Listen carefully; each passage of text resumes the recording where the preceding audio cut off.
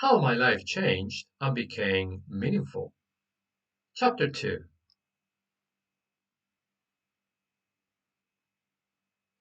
Valencia Community College, VCC, Part 2.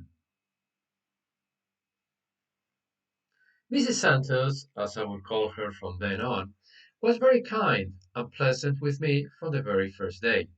She was a middle-aged woman, tall and strong, with brown, curly, and shoulder-length hair, and with an oval face. She also wore thick glasses. In terms of her personality, the first time I met her, she gave me the impression of being very sensible, easygoing, and above all, quite patient. Later, after I got to know her better, as time went by, I realized that I wasn't too far off from my initial opinion and impression. A few minutes after our meeting, I said goodbye to Julio and to my father, and I remained alone in the lab with Mrs. Santos, who would become my professor for the following few weeks after my arrival. Once the two of us were alone, an interesting comment to recall was her mentioning how much she hated listening to the Spanish singer Julio Iglesias every time he spoke in English. According to Mrs. Santos, his accent and fluency in the language were extremely bad. I still recall the sad look on my father's face as he left with Julio. At the time, I didn't understand why he felt so unhappy, since, after all, I was already 18 years old. But it is now, so many years later, when I fully understand the anguish and concern my father went through when he left his son alone and so many kilometers away from home for a period of about 2.5 months. To this respect, it's important to consider the fact that back then it was not as common to study internationally as it might be nowadays. About an hour or so later, I met the rest of my classmates, all of whom were from different countries. One of them, Danilo, was at least 10 or 15 years my senior and had been born in the Dominican Republic. Needless to say, he spoke Spanish. He was married and had two little children. There were also two students from Japan. One of them was a young man of about my age, and his name was Shinichi Sato. The other Japanese student was an older woman whose name I honestly can't recall. And finally, there was another young man from Rio de Janeiro, whose name I can't remember either. In any case, the small group was great, and we all got along very well from the first moment I became a new pupil among them. The intensive English course cost $100 per week and consisted of 5 hours of classes every day, Monday through Friday. One of them was dedicated to grammar, another one to writing, one more to oral skills, and the last one to reading. The remaining hour was spent in the lab with tapes and computers which, looking back now, were very old at the time. Nevertheless, even though the material was ancient and obsolete compared to today's technology, it proved to be very useful and I learned a lot of English with it. Often, it is not just depend on the different means you have available to you at a particular moment, but rather on your willingness to learn.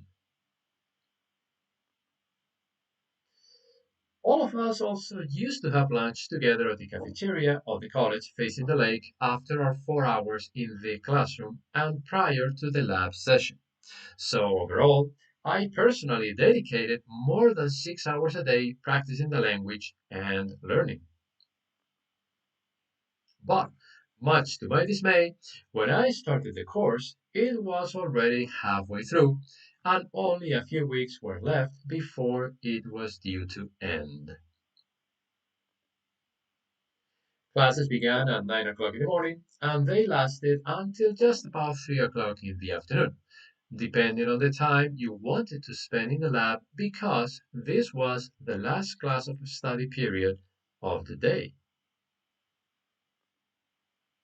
Normally, I always stayed in the lab a little longer than an hour, for it would take Paula's oldest son Mario, or sometimes his brother Roberto, forever to come and pick me up.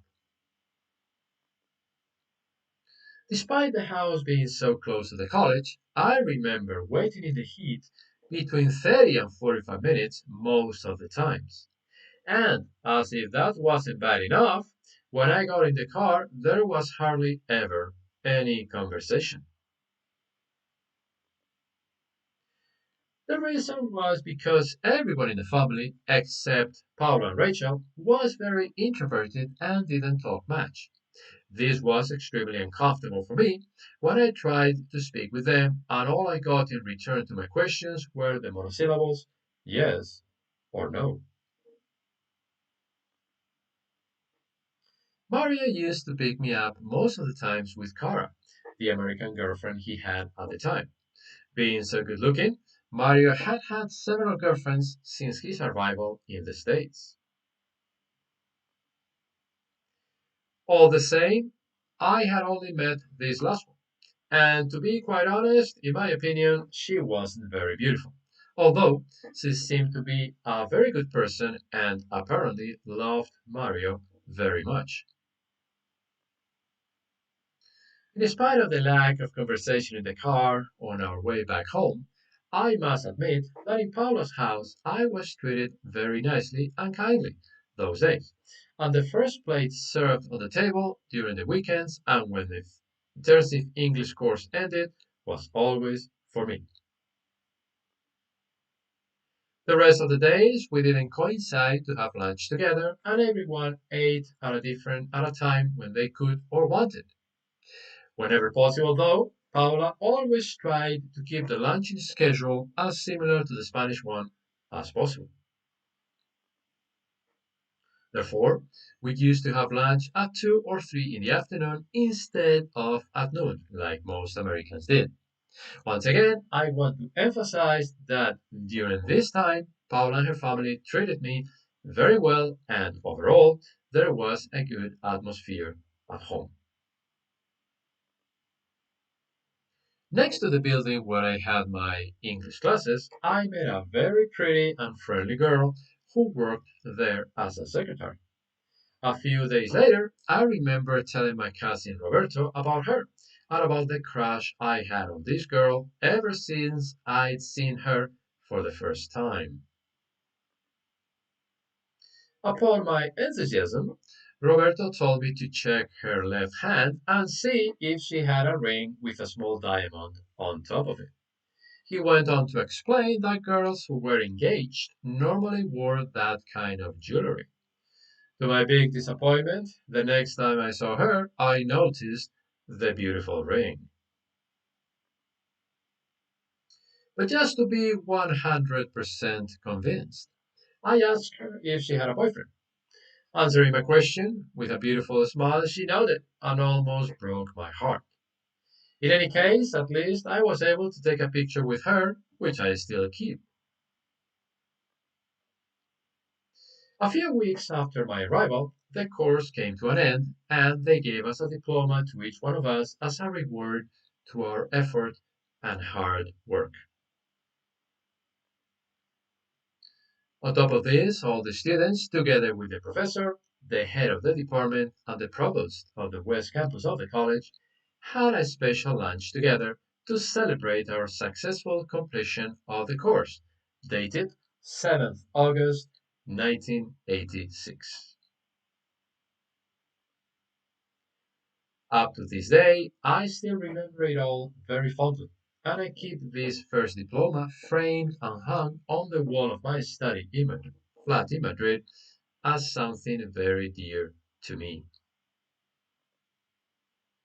The next image shows such certificate given to me by Valencia Community College at the early age of 18 years old.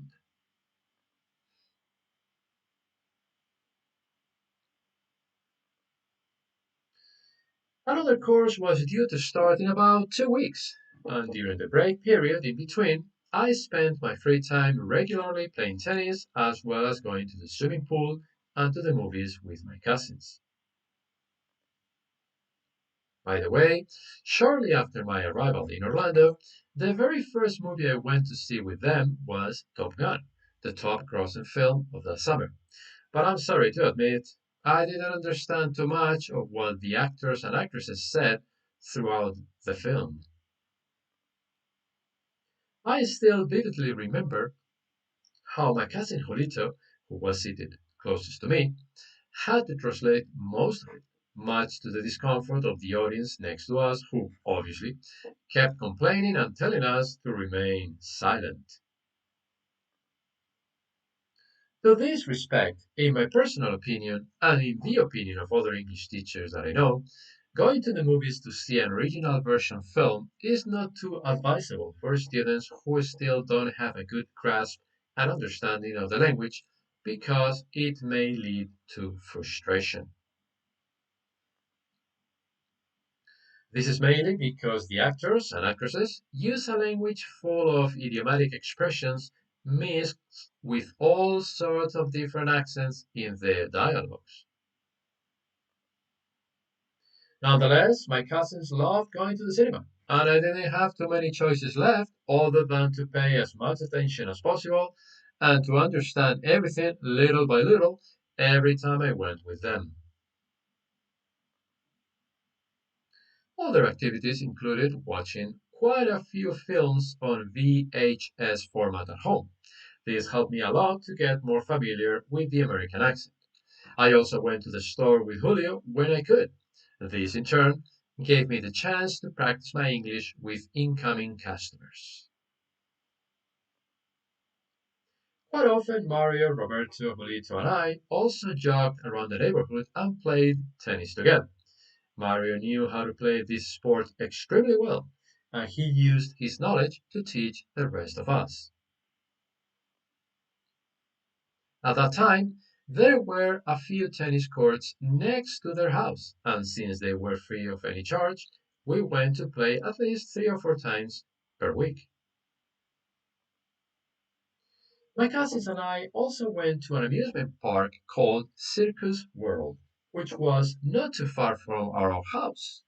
In more detail, its location was on the Interstate Road I-4, heading towards the city of Tampa. I'll never forget how that park had the biggest wooden roller coaster I had ever seen in my life up to that day. We even rode it 2 or 3 times, for the ride was extremely fun and exciting.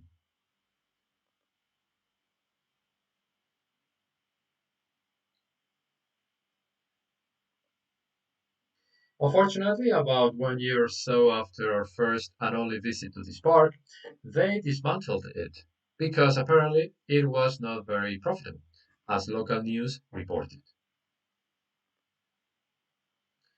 Everything was just going great until one day, about 3 weeks after my arrival, and even prior to the ending of the first intensive English course, Paula started talking to me about God in such a way as I had never heard before in my life.